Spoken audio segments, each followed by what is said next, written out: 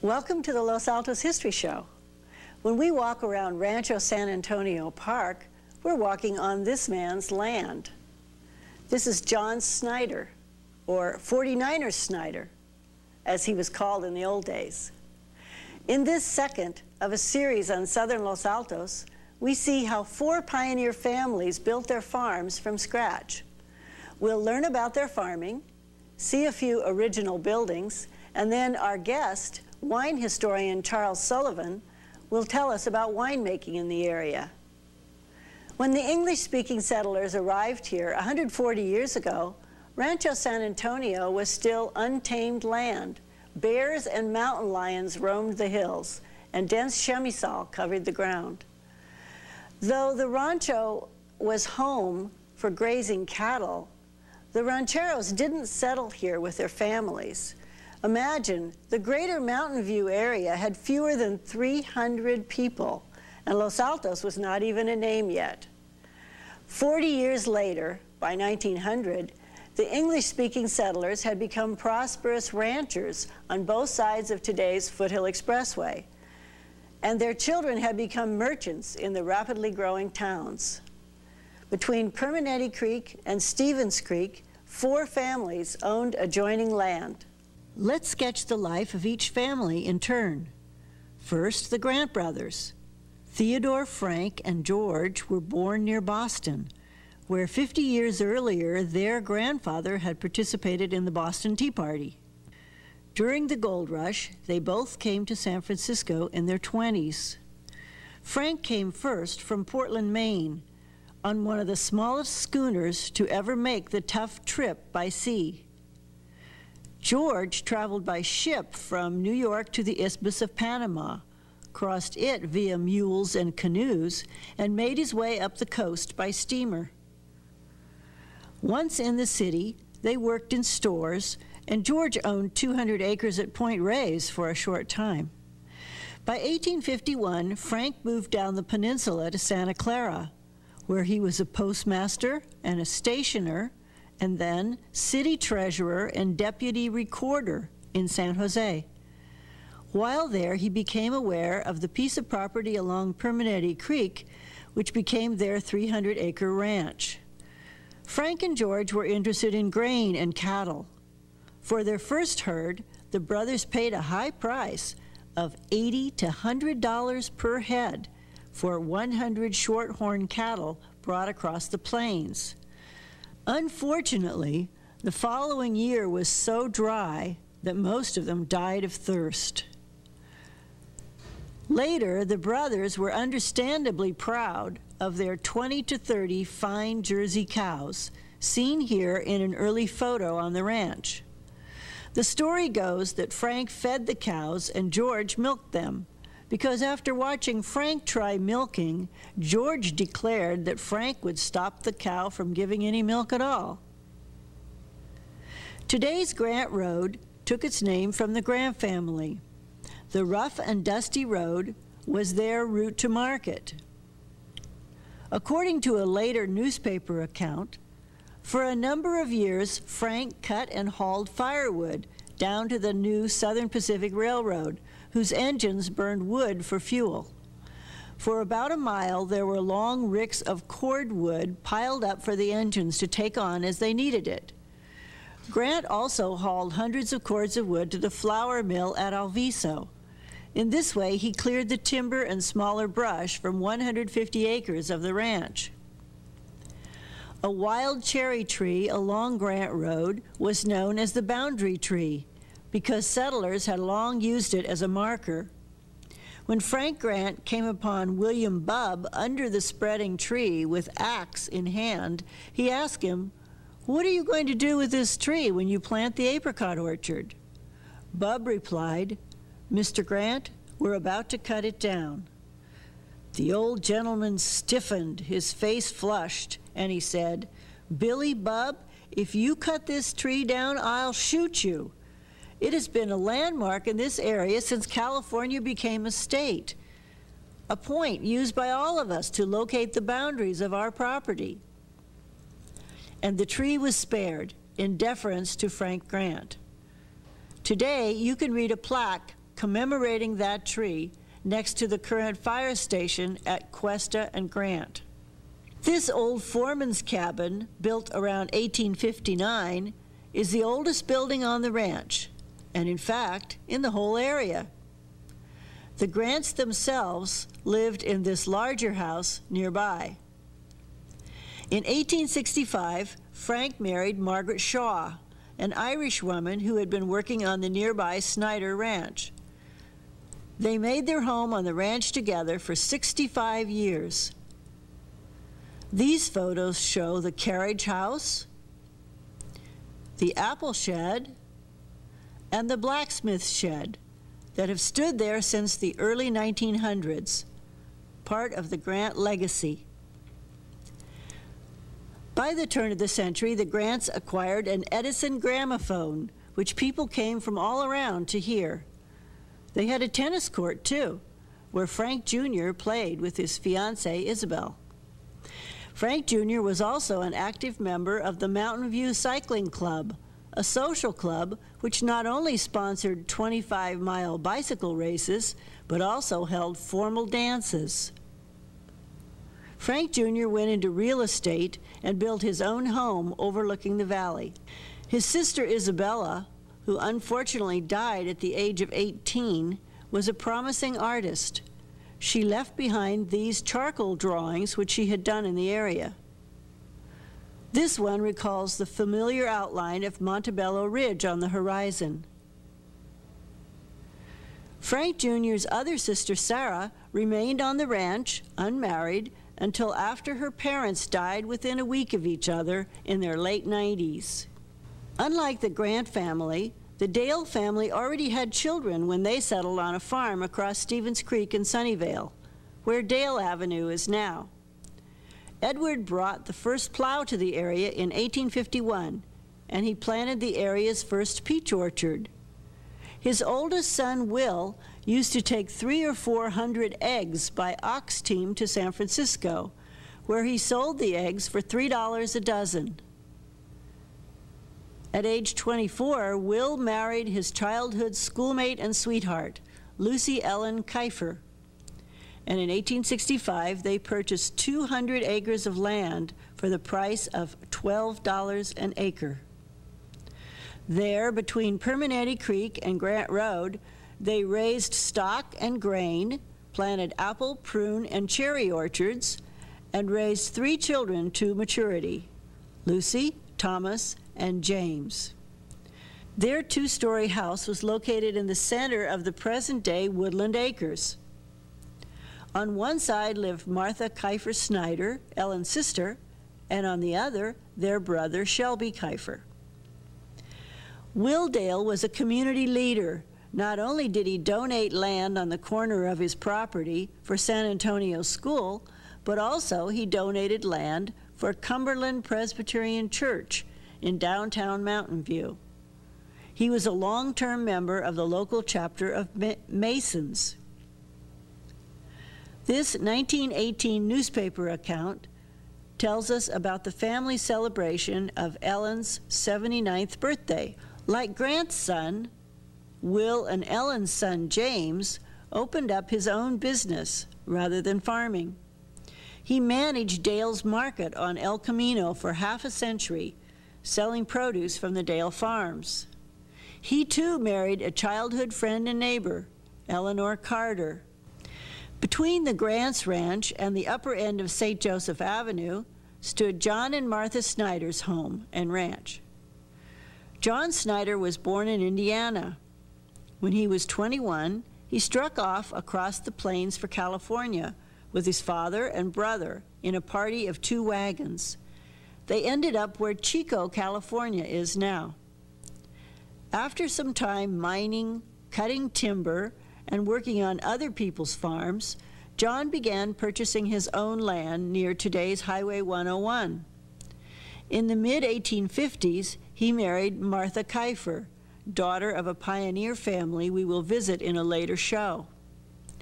In 1861, they purchased the ranch property at the base of the hills along Permanetti Creek. The Snyders raised cattle, sheep, wheat, tended orchards, and ultimately cultivated wine grapes. In fact, they were the first in the northern county to plant wheat on 500 acres. After only their 1862 crop, they succeeded in paying off half the debt on the Mountain View Bayshore property. They averaged about 2.5 tons of grain per acre, for which they were paid from $6 to $12 per ton. They were equally successful with grapes. By the mid-1870s, the grapes on 16 acres of foothill land and on 80 acres down Homestead Road produced enough for them to build their own winery. Their grape varieties included Mataro, Carignan, Grenache, and Zinfandel. This 1876 drawing of their hillside home and ranch shows that they lived in comparative abundance. Snyder became known as one of the most successful landowners in the whole valley. At one time, he owned 1,100 acres.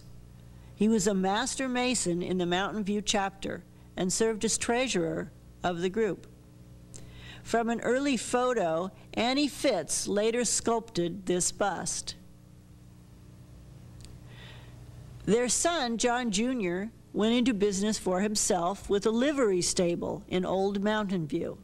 Unlike the other longtime ranchers, the fourth early settler had many changes in her life. Francisca Walkinshaw Price was born in Mexico of a Scottish father and a Mexican mother. The quicksilver mines at Almaden brought the Walkinshaws to the Santa Clara Valley. While her father supervised the mines, Francisca and her sisters attended school at the Notre Dame Convent in Santa Clara. Following her tour of the European continent, Francisca was married to a wealthy young San Franciscan named Samuel Price. Soon after, though, her mother, her father, and her new husband Samuel died. The young widow, Francisca, bought an existing ranch from George Donner, a survivor of the famous Donner Party. This ranch was located from the current Montclair School over towards Loyola Corners. After spending a number of years developing the farm alone, she married her coachman, John Joseph Bergen, a young Civil War veteran. Their wedding took place at the Santa Clara Mission. Together, they raised 2 children and grew apricots, French prunes, Bartlett pears, oranges, and especially wine grapes. Mrs. Bergen kept a comfortable house with lovely gardens, and she entertained many guests from San Francisco and San Jose. At their home, young Frank Grant Jr. met his future wife, Isabel Kelly, who was almost like a sister to the Bergen's daughter, Lupe. Their winery produced wines that were listed among the best in the region. Sadness came to the Bergens when their 12-year-old son was crushed by an overturned wagon in the vineyard.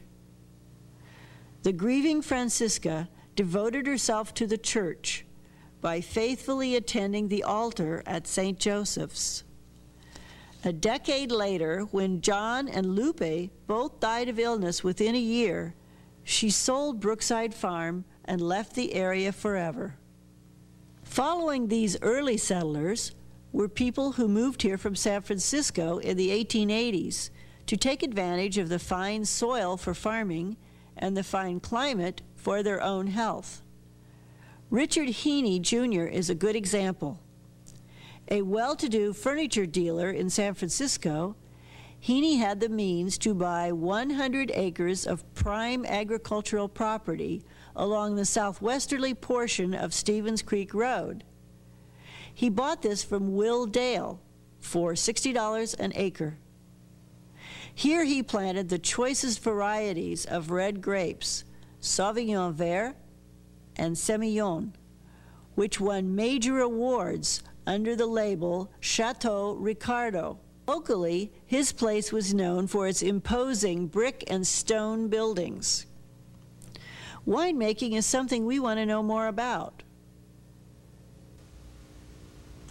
We're very fortunate to have a guest who knows a great deal about the history of winemaking, both in this valley and all around California. Charles Sullivan. Welcome, Charles. Thanks.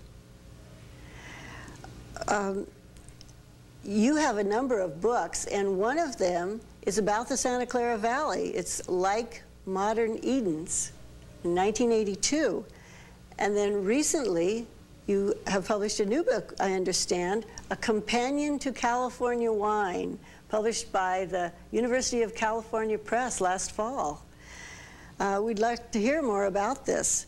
First, Charles, tell me, why did people decide to grow grapes and make wine in the Santa Clara Valley? Well, during the mission times, there are these old vineyards that were down in the Pueblo and at the mission itself, but when the Anglos arrived, there was a smattering of vineyards around the valley. But in the 1870s, we see a demand for California wine going straight up the East Coast, mostly because of immigration.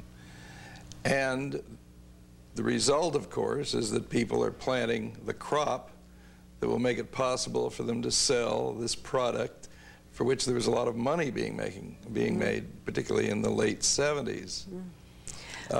It was, for the most part, it was an economic thing, just to make money. Most people have heard more about the Napa Valley. Which came first? I mean, did the Napa Valley develop as a winemaking area before the Santa Clara Valley? No, no. Santa Clara Valley was a pioneer region before there were anything but grizzlies and Indians and George Yount in the Napa Valley. Santa Clara Valley has the jump on Napa by quite a bit. How did the acreage and the quality of the two valleys compare? Well, during the early years when they were both having this boom in the late 70s up to the 80s, the Santa Clara Valley itself had about 15 to 20,000 acres, and Napa had about 20,000 acres at the end of the boom. And when did our pioneer families get involved in this? Well, this comes somewhat later. The area out here in what we call the west side, Los Altos, Cupertino, Mountain View, develops very early. And of course there were some vineyards. There was Elisha Stevens' little plot down near the creek, 1 acre of mission vines. But it's in the 1870s when we start seeing people like John Snyder and John Bergen, later in the 80s actually for Bergen, transforming what was grain, cattle, alfalfa, in other words, converting from extensive agriculture to intensive agriculture, that is to say, in this case, vineyards. Although I have to say that Snyder actually had the first really commercial vineyard out here that dates from 1868, 16 acres of mission vines that I guess you have to say were the first ones, at least the earliest that I know of in this area for commercial purposes. Well, how did the Snyder, the Bergen, and later the Heaney wineries fit into the great wine boom? Did they play much of a role? Well, Snyder, for example, during what was called the Great Wine War of the 1890s, actually shipped 1 year 97,000 gallons of wine. We're talking about a big operation. Bergen's winery, built in 1888, had a capacity of 50,000 gallons, and of course, I'm not sure what Snyder's capacity was, but it was well over 100,000. These were very, very sizable operations. They, like most producers in California, did not produce a brand. There was no Snyder wine that you could buy at the grocery store. They produced wine in bulk, which they sold to merchants who then blended them. In Santa Clara Valley, the west side was noted as an area that produced extremely good claret-type wines, which blended very well with lighter wines from the North Coast. And so a lot of this went into blends that were made in San Francisco in these giant wine warehouses that developed up there in the 1880s and 90s. This doesn't mean that Snyder and Bergen didn't sell wine to their neighbors, which they did. They might even had labels. I've never seen them, though. Richard Haney is another matter, though. Well, if winemaking was so profitable, then why did the vineyards disappear from our hills? Well, in the 1890s, the phylloxera, which is a bug, a root louse, attacked the vineyards in this area here, and in a period of about 7 years virtually destroyed them. There were 2 terrible years of drought that accelerated the effects of the phylloxera, and at exactly the same time there was a terrible economic depression. The whole country was in a depression from 93 to 97, and this of course discouraged the replanting of any of these vines, so that by 1897, 98, this region here, which had almost 10,000 acres of vines and I think 37 wineries, the vineyards were simply stumps. There was virtually no production at this time. And what happened then? Well, some of it was replanted, but there were other crops like apricots and prunes that became more profitable. About 2,000 acres of vines still could be found in the foothills along the west side of the valley, this area here, down to Los Gatos and up to Mayfield or Palo Alto. And I can remember riding my bike through vineyards here in the 1950s. There were still some around. During Prohibition, the most people think that, well, this must have really been terrible for grape growers, and it wasn't at all, because home winemaking was perfectly legal, and each head of the household could produce 200 gallons, that's 1,000 bottles, of wine each year. And so the sale of wine grapes to home winemakers became an extremely profitable part of the farming in this area. The people who had vineyards in 1920, 1921, 1922 were able to pay off their mortgages. It was just fantastic. Of course, later there's a depression, another depression, and things get pretty bad. You brought us a sign, and we'd like to show that sign now. Yeah, this would be a sign which you would see. Well, in fact, it was in front of the old Haney winery when it was torn down in the early 1960s, and I just picked it up. You can see it dates back quite a way, and it directed home winemakers to the tank house to buy wine grapes, and this would be out there in September, and people would come and buy grapes and take them home and make wine. Well, thank you, Charles. You really make me want to read some more, and wouldn't it be nice to taste some of those wines? Thank you for writing your book, and thank you for talking with us. Best wishes on your new book. Thank you. In our next show, we will talk about the development of fruit farms on both sides of Grant Road. Until then, thank you for joining us on the Los Altos History Show.